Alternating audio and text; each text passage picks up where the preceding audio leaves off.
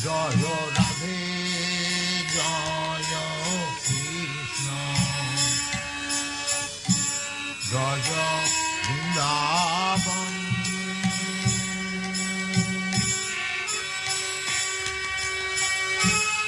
Govinda, Krishna, Madana.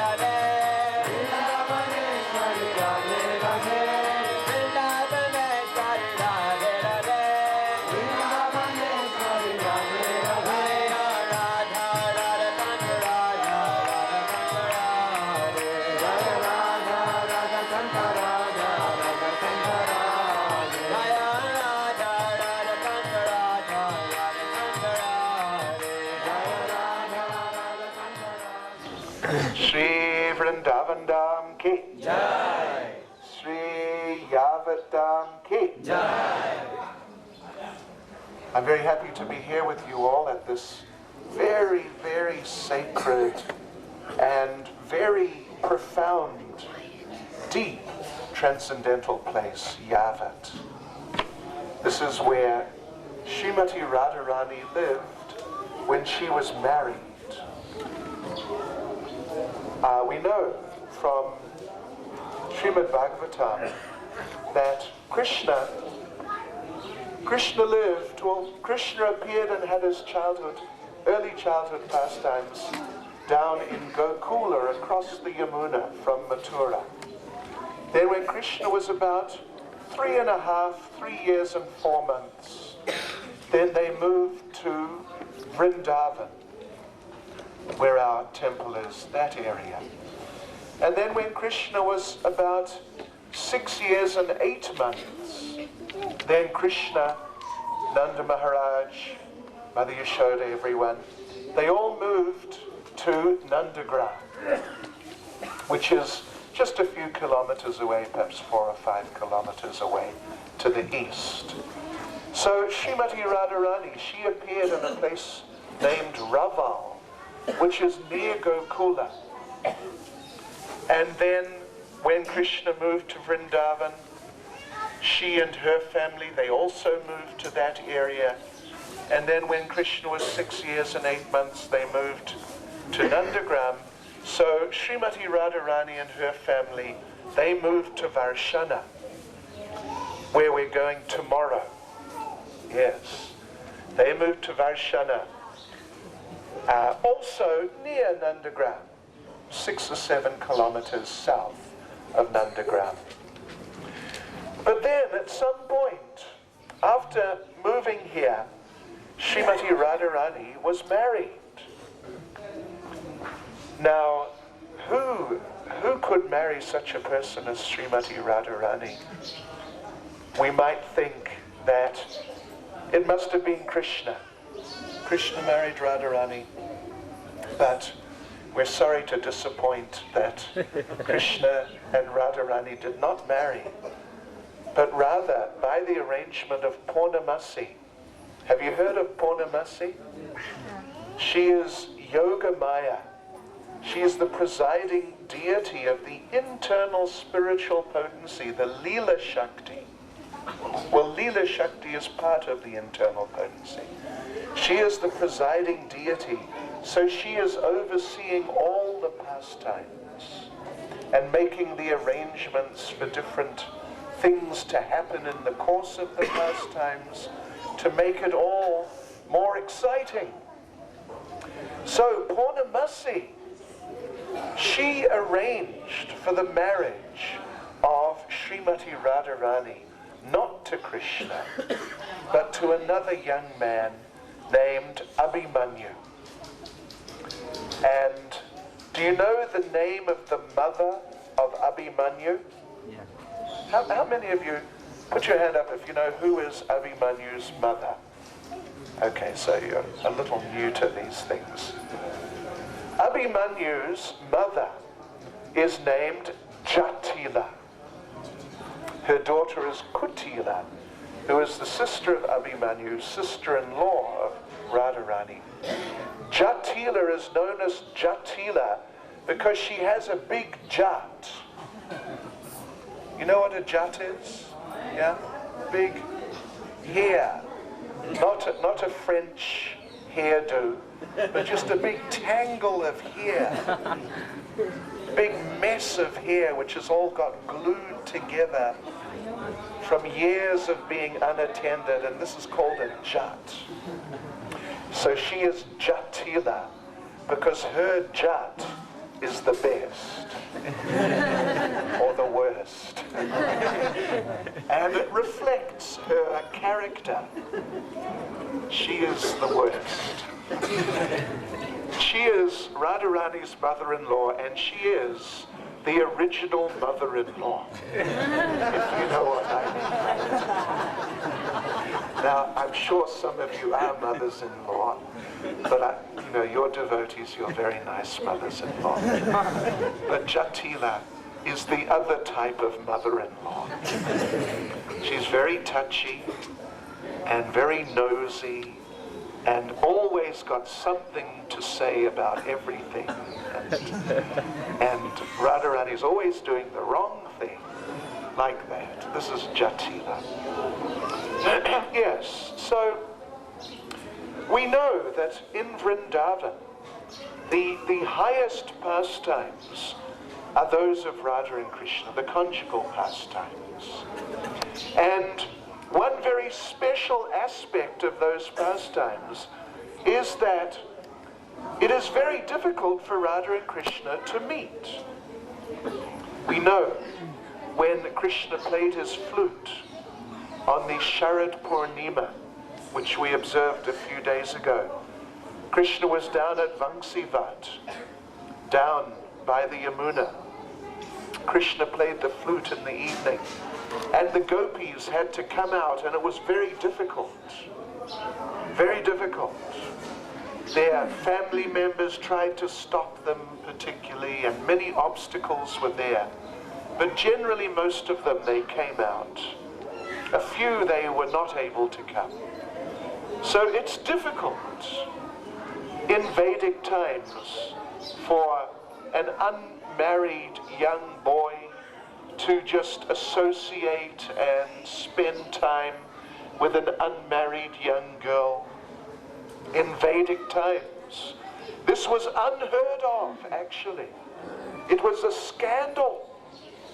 Just a terrible scandal, actually.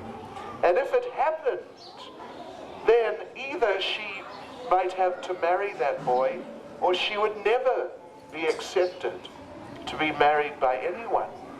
So, of course, nowadays, well, particularly in the West, you know what it's like, because the Western culture is coming in here, and I'm sure you're aware of these things. In India also, it's becoming more like that, isn't it? Boys and girls hanging out to some degree in some quarters. But in those days, it was unheard of. So this is a problem. This is a big problem, that Radha and Krishna want to meet, but there are so many obstacles. But on the other hand, even though it's a problem, but it adds an element of excitement, which enhances everything. Krishna has other conjugal relationships, like in Dwaraka, with his wives. And there, he and Rukmini, Satyabhama, they are spending time together, and it is not a scandal, it is normal. In fact, if they're not together, that may be a scandal. Yeah. So that element of excitement is not there in those married conjugal pastimes outside of Vrindavan, but in the unmarried conjugal pastimes in Vrindavan, then this excitement is there. Radha and Krishna want to meet so strongly. But this one's in the way, that one's in the way, so many problems are there. How to meet? And then sometimes they meet, but then someone comes to interrupt the meeting. They have to separate. So this meeting and separation, Sambhog, meeting, and Vipralamba, the separation, the presence of this factor of separation and the obstacles, the difficulties in meeting, is what enhances the conjugal pastimes here in Vrindavan above the conjugal pastimes in Dwaraka or in Vaikuntha of Lakshmi with Narayan, or Ayodhya with Sita and Ram. It's a very important point. Yes, our great Acharya, Jiva Goswami, he gives a very nice term for describing what this is about. That term is Vibrama Vilas. Vilas, of course, means pastimes, and Brahma, in Sanskrit, Brahma, means confusion, mistake, error, wrong, something is wrong. And Vibrama means big mistake. So Vibrama Vilas means glorious pastimes, the most wonderful pastimes, but through the medium of apparent error. Something is wrong, but that is what makes it so wonderful. Just like one time, Radharani, Vishwanath Chakravarti Thakur describes that Radharani was having a discussion. It's a long story, maybe we'll tell you the whole story tomorrow. With Krishna in disguise. Krishna was disguised as a demigoddess. So, the demigoddess who was Krishna was saying, it's so difficult. Why do you bother associating with Krishna? It's so difficult. It's too much trouble.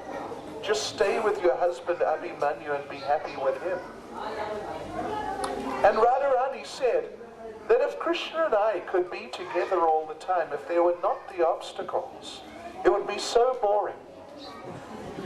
She said, I would sit there and I would tell Krishna, Krishna, I love you. Krishna would look at me and he would say, I love you too. Then I would say to Krishna, I love you very much. And Krishna would say to me, I love you very much too. And I would say to Krishna, I love you very, very much. And it would be boring. All that formality, and after all, I think many of you are householders, and you would know by now that the first year, two, or whatever, some period, is exciting. After a while, it becomes less exciting, isn't it? Anyway, we don't want to put any of you off the idea, because probably many of you, if you're not married in due course, you should be. But it becomes like that. It becomes like that. Formal, and the excitement, the rich taste is not there so much. So that is because of the difficulty. It is because of the difficulty. Prabhupada gave an example. He said that these conjugal pastimes, sometimes they can be taken to be like an extremely special chutney. I don't know if you thought about it like that. In South Africa, we have a big Indian population, and they're into chutneys. And they're into chilies, I should say, first, and chutney is second. So they have a type of chutney. It is like tomato with, it is chili with some tomato. And it is called Mother-in-Law's Revenge.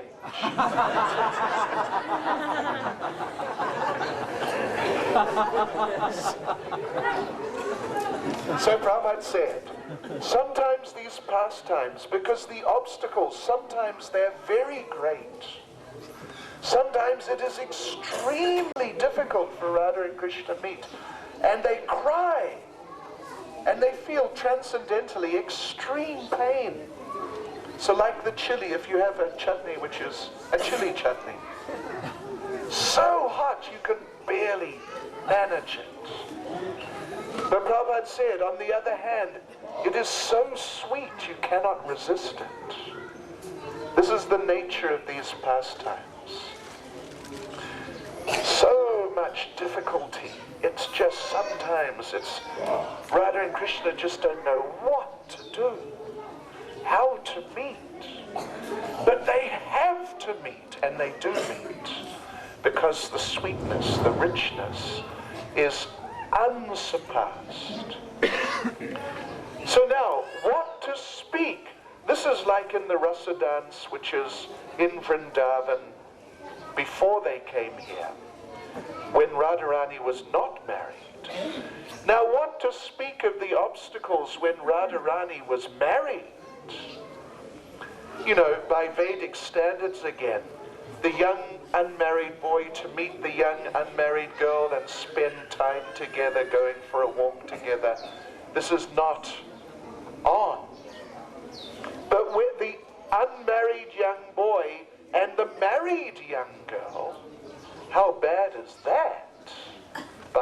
Even by Western standards, this is not considered proper. Still. But, so then, when Radharani is married and is staying here, then the obstacles become even greater. Everything becomes intensified even further. So this means that this place, Yavat, is one of the most special, if not the most special, of all the sacred places of Radha and Krishna's pastimes. Because that intensity, that those factors of meeting and separation and the difficulties and obstacles, they are the greatest here. But still they meet. Just to give you an example, we see here one old pilu tree, which is sort of deteriorating with age. It used to be much fuller. So this in fact, this is the site of the palace of Jatila, Kutila and Abhimanyu, and they had a tree in the courtyard. And Krishna would sometimes try to climb over and climb down through the tree and sneak into Radharani's rooms, which were on the northeastern side, on your left front corner. So Krishna would try to do that. One time, Krishna was climbing over. It was dusk, twilight. Not night, but getting dark. He climbed into the top of the tree. Jatila just happened to step out of the building somewhere here. She heard some rustling of leaves. She looked up and she said, "Who's there? Who's that?" Krishna was now stuck in the tree. Couldn't move. So what did Krishna do? He replied, "Cuckoo, cuckoo." And Jatila said, "You're no cuckoo. Who are you? Who are you? What are you doing there?" Krishna said, "Cuckoo." So Jatila, fortunately, Jatila is half blind. And it was dark-ish. She couldn't see. She stepped inside. Krishna thought, right, better make an escape. I won't be able to do it. I'm going to have to run for it. He tried to move up. Jatila stepped out again. "Who's there?" "Cuckoo." Krishna had to stay there the whole night. Because if he ever moved, Jatila would come out. He had to stay there the whole night. So, you see, many obstacles. Yeah. It's very amazing, actually. And Srila Vishwanath Chakravarti Thakur, one of our great acharyas, has written a book of some of the pastimes here. Chamatkar Chandrika. Chandrika means a little beam from the moon.